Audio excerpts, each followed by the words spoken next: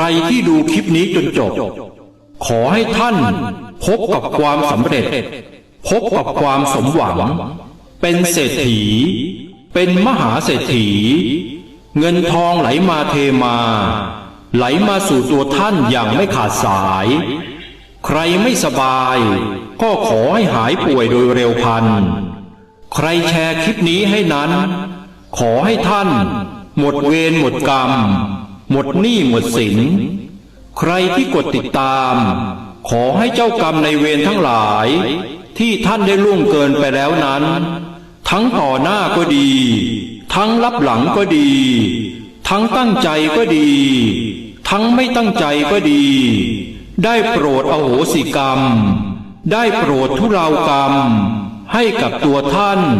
ตั้งแต่บัดนี้เป็นต้นไปด้วยเถิดสาธุ